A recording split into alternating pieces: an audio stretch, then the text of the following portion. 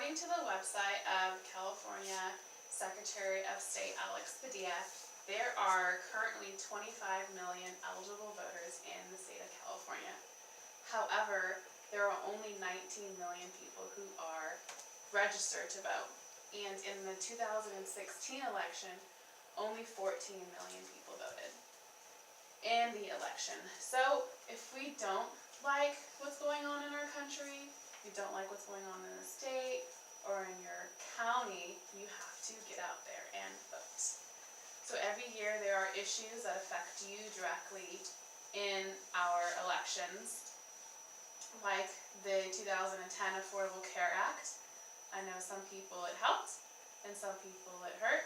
So a lot of people are paying a lot more for insurance than they would have, and some people are benefiting off of that. So if you're not happy with something, you're electing those officials who are making those decisions for us. So why should you vote? You should vote because people have fought tirelessly for us to have the right to vote. The women didn't get the right to vote, we know, until the 19th Amendment in 1920. And Susan B. Anthony was a big part of that. She marched, they made a lot of rallies and stuff for us to have the right to vote. So we should get out there and exercise that right that they fought for us. And the 15th Amendment gave black males the right to vote. However, because of poll taxes and literacy tests and other intimidating factors that people use, they weren't allowed to really vote until the Civil Rights Act of 1954. So Martin Luther King Jr. was a big help with that. And BorgenProject.org published an article in August of 2017 that lists 10 reasons why we should vote. And among those is the millennial generation makes up 1/3 the population of the electoral people, yet we're not voting.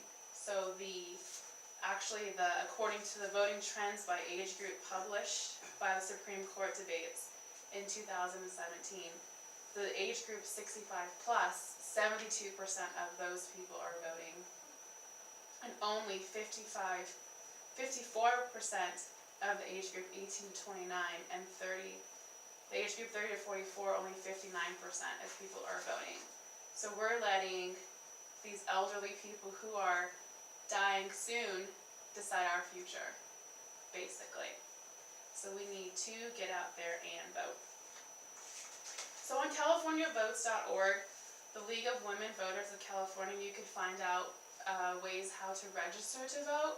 If you have a California ID, you can register to vote online, or you can register to vote at the DMV whenever you get your driver's license, or you can also register to vote at your local polling place. There are also very many ways how to vote on the Secretary of State website, Alex Padilla. He tells us that you can vote by mail, or you could do early voting, or you can also vote at the polling place on election day. So now that we know how to vote, let's talk about what's on the ballot this election season. In California, according to abc7news.com, the 2018 voter guide, they have Proposition 6, which is a proposition to eliminate the gas tax that we enacted in 2016 for repairs for the roads and for other transportation costs. A lot of people are against it because of the wording of the proposition says for other transportation costs, and they don't want to fund the high-speed rail. They want the money to go directly towards repairing roads, which we're not seeing.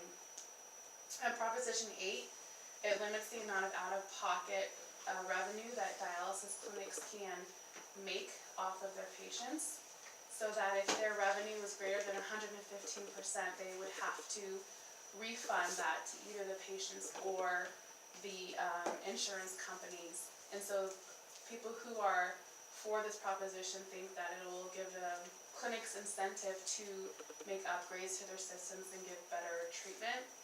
And opponents say that it will cause a lot of closures, and people who need the treatment in lower income areas aren't going to get it. And then Proposition 10 is also an amendment, a proposition on the ballot this year. It has gives the government the authority to enact rent control on residential properties and other properties, and if they do that, that'll give away a lot of the revenue that the government gets from taxes on state properties. So there are also a lot of significant offices that are up for election. Our Senator, Dianne Feinstein, she's been the California Senator for a very long time now, and she's running against Kevin De Leon. For governor, we have Gavin Newsom, who's running against John Cox. And for superintendent of public instruction, we have Tony Thurman, who's running against Marshall Tuck.